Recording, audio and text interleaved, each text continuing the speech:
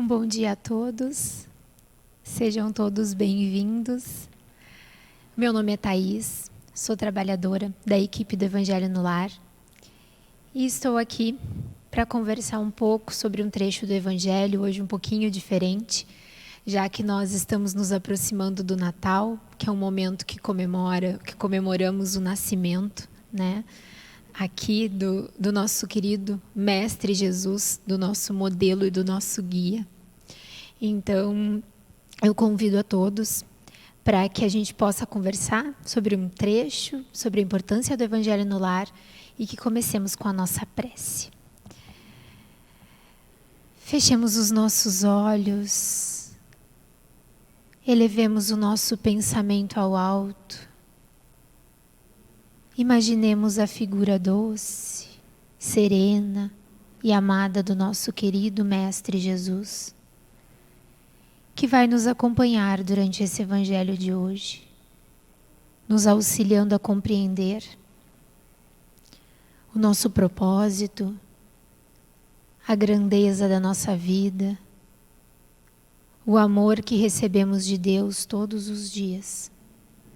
E por isso te agradecemos, Pai, por tudo que nos é concedido.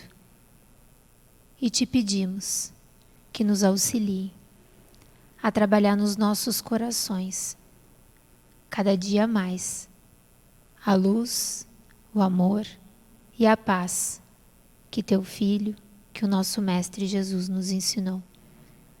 Que assim seja.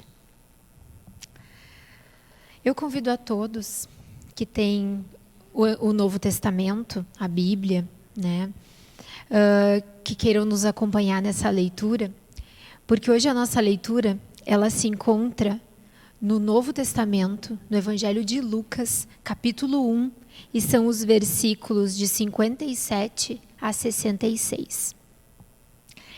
E essa passagem ela fala sobre o nascimento de João Batista. E é interessante a gente entender essa figura que foi João Batista, e aqui narra sobre o seu nascimento, que foi o precursor, né, no livro Boa Nova de Chico Xavier, pelo espírito Humberto de Campos. Ele traz como precursor, João traz que ele veio para testemunhar a verdade, veio para testemunhar a vinda de Jesus. E ele é um personagem importante. E como todo personagem do Evangelho, ele é importante para que nós nos identifiquemos, porque o Evangelho ele fala aos nossos corações, né? Então eu vou fazer a leitura. Completou-se para Elizabeth, ou Isabel, dependendo da tradução, o tempo de parir, e deu à luz a um filho. Os seus vizinhos e parentes ouviram dizer que o Senhor aumentou sua misericórdia em favor dela e se alegraram com ela. Aconteceu que no 8º dia vieram circuncidar a criança, porém o chamavam pelo nome do pai, Zacarias. Mas a mãe, tomando a palavra, disse: não, pelo contrário, ele se chamará João. Disseram-lhe: não há ninguém em tua parentela com esse nome. Assim, por meio de sinais, perguntavam ao pai como queria que ele se chamasse. Pedindo uma tabuinha, ele escreveu: João é o seu nome, e todos se admiraram. No mesmo instante, sua boca se abriu, como também sua língua, e falava bendizendo a Deus. E o temor apoderou-se de todos os seus vizinhos, e de toda a região montanhosa da Judéia comentava-se o acontecido. Todos os que ouviram guardaram aquelas palavras em seus corações, dizendo: que vai ser dessa criança, visto que a mão do Senhor estava com ele. Então essa passagem ela traz sobre o nascimento de João Batista. E é interessante a gente pegar algumas passagens para a gente entender um pouco da mensagem, porque, como foi falado, né, João, ele veio antes de Jesus, né? Ele nasceu antes de Jesus aqui no plano físico. A simbologia dos nomes aqui aparece muito importante, né? Porque ele fala, eles estavam escolhendo o nome, estavam chamando ele pelo nome dos pais, pelo nome do pai dele, Zacarias, que era um sacerdote.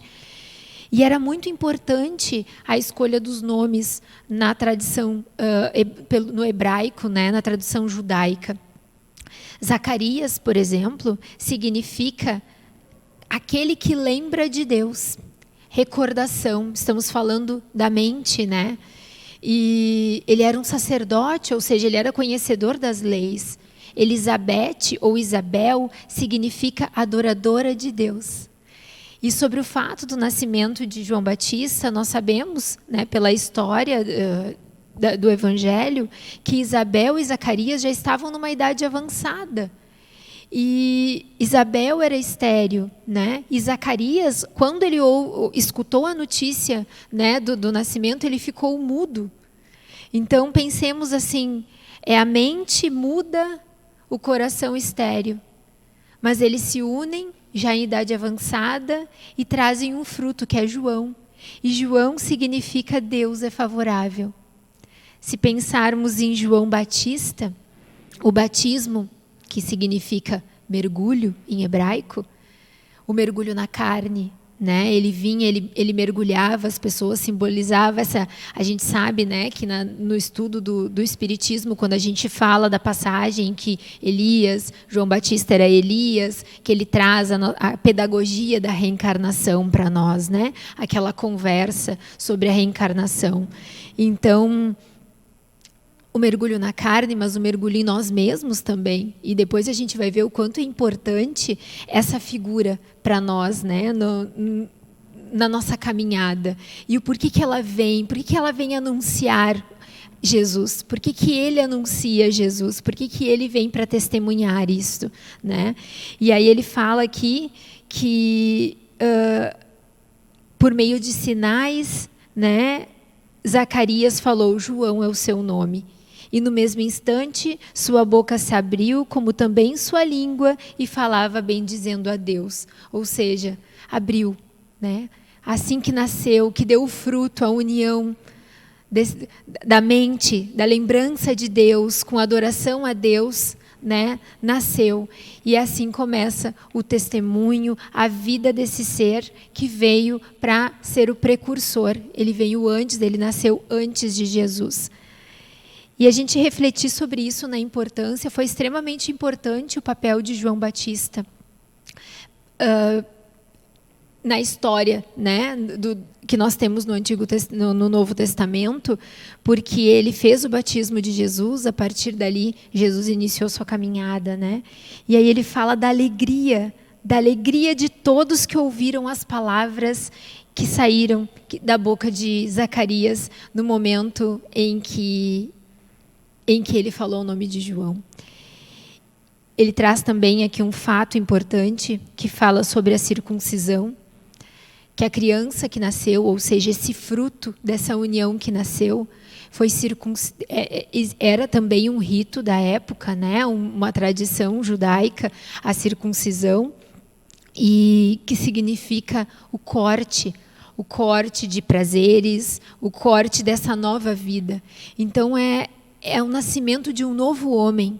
Esse homem novo que a gente procura tanto na doutrina espírita, né? João Batista representa o nascimento desse homem. Esse homem que vem e que está disposto a testemunhar, a anunciar a vinda, a anunciar que o Messias, né? Anunciar sobre a vida de Jesus. Jesus é o nosso modelo e o nosso guia. É importante a gente se perguntar, qual é o papel de Jesus na minha vida? E como eu vou demonstrar isso? Como eu vou viver, né, a vida de João Batista? E quem ler sobre isso, né, fala que ele, da alimentação dele, da vida dele no deserto, que ele era alguém que se preocupava em viver aquilo que ele acreditava. E eu acho que algo importante para a gente entender a respeito do nascimento dele, né? E o batismo e o mergulho, a simbologia da nossa reencarnação, né? Que vem para nos... Todas as vezes que nós mergulhamos na carne, a gente vem para se melhorar, a gente vem para... E vendo Jesus também como uma meta a ser alcançada, né? Todos nós chegaremos a espíritos puros. Todos nós seremos Cristos.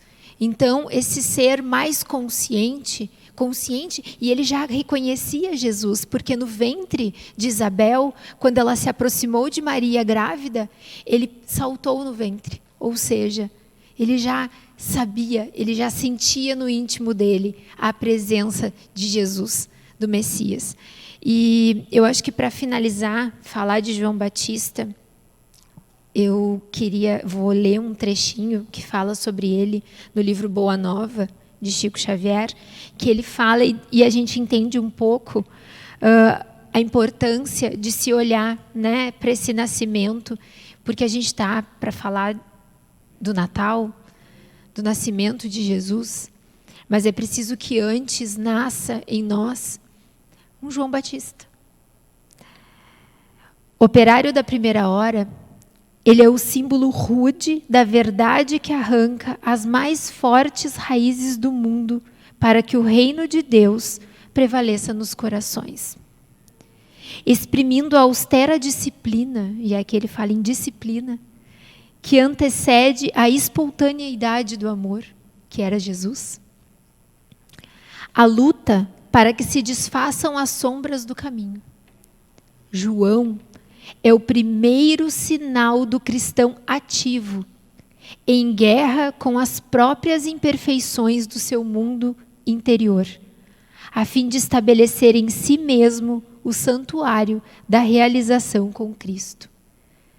Então é preciso que nasça um João Batista em nós, né? Aquele que mergulha em si mesmo, para que a gente possa ter o nascimento do Cristo em nós também. A gente diz, né? Ele é o nosso modelo e guia, porque é necessário que ele nasça dentro dos nossos corações.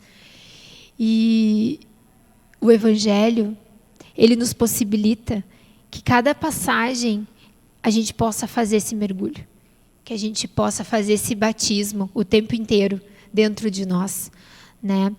E a gente está aqui para falar da prática do Evangelho no lar. A gente fez uma leitura hoje do Evangelho, né, do Novo Testamento, de uma passagem que se encontra na Bíblia, né? O Evangelho no lar, ele pode ser feito com o Novo Testamento. A gente tem no Evangelho segundo o Espiritismo as passagens do Evangelho com a explicação dos Espíritos, né, com o auxílio de toda a codificação de Kardec, que ele codificou e que ele nos trouxe, nos possibilita que a gente possa ter um entendimento da época, que a gente possa ter um entendimento de como acontecia, das palavras, coisas que muitas vezes a gente lendo o Novo Testamento, né, o Evangelho em si, fica mais difícil. Então, a prática do Evangelho no lar, com o Evangelho segundo o Espiritismo, ela nos possibilita esse contato, né, para que a gente possa também pegar o Novo Testamento em algum momento e conseguir, com todas as outras leituras que nós temos na doutrina espírita, tirar o espírito da letra, trazer o Evangelho para dentro dos nossos corações. Isso é um papel importante que tem no Evangelho no lar, porque é o momento da gente interiorizar, da gente refletir, porque senão são só palavras, né? E tudo que tem no que diz respeito a Jesus, tudo que aconteceu na vida dele, e não só depois do seu nascimento e durante a sua missão, é algo que fala aos nossos corações, inclusive o que consta aqui, né, antes do nascimento dele. Então, a gente se perguntar assim, onde está Jesus no meu coração? Esse João Batista, ele já nasceu? Já nasceu esse ser, esse operário da primeira hora, que está em luta com as suas imperfeições? Ou eu ainda estou... Eu já mergulhei? Eu já estou fazendo esse mergulho? Né? Ou eu ainda estou olhando para fora? Então, esse convite para o Evangelho no Lar, nesse mês de dezembro, que é um mês onde a energia está diferente, porque a gente se volta um pouco mais para olhar para Jesus, o mundo inteiro, né? Então, se perguntar, né, qual está sendo o nosso papel nesse anúncio, na nossa vivência daquilo que a gente sabe de Jesus, para testemunhar a vinda, né, a vinda, o reino de Deus, que a gente sabe que a Terra passa por um processo e que todos nós temos um papel de despertar a nossa consciência primeiro, fazendo esse mergulho, para que a gente possa, vivendo, auxiliar, né? Vivendo isso, vivendo esse primeiro cristão ativo, né? Que a gente seja esse cristão ativo. E a prática do Evangelho no Lar é uma maneira desse auxílio, a gente interiorizar esses ensinamentos, para que a gente possa juntar, né, a lembrança que nós temos de Deus, muda, com o sentimento, com a adoração de Deus estéril, e dar um fruto que é favorável, né? Deus é favorável, que é esse fruto que nos permite mergulhar dentro de nós mesmos e assim auxiliar, né, Jesus, porque ele auxiliou Jesus, né? Ele foi o primeiro cristão que trabalhou, o trabalhador da primeira hora. E nós somos os trabalhadores da última hora. É isso que o Evangelho segundo o Espiritismo nos convida, né? Quando a gente lê que somos os trabalhadores da última hora. Espíritas, né? Trabalhem. Então, esse é o convite para a prática do Evangelho, para que a gente possa trabalhar em nós mesmos e assim trabalharmos por Jesus. Então eu convido a todos para que nós fechemos os nossos olhos, agradecendo a Deus pela oportunidade de tomar conhecimento, de sentir cada vez mais Jesus em nossos corações. E nós te pedimos, Mestre, te pedimos que nos auxilie para que nós possamos cada dia mais entender a importância desse mergulho na carne, para que nós possamos mergulhar em nós mesmos e assim ser teu trabalhador, ser teu discípulo, crescer e compreender um pouco mais das tuas palavras, da tua paz, a paz da consciência tranquila, entender mais sobre a resignação que tu viestes nos ensinar, a resignação à vontade de Deus, e chegarmos um pouco mais perto da felicidade que nós sabemos que um dia alcançaremos. Estejamos todos na luz e na paz do nosso Mestre Jesus. Que assim seja.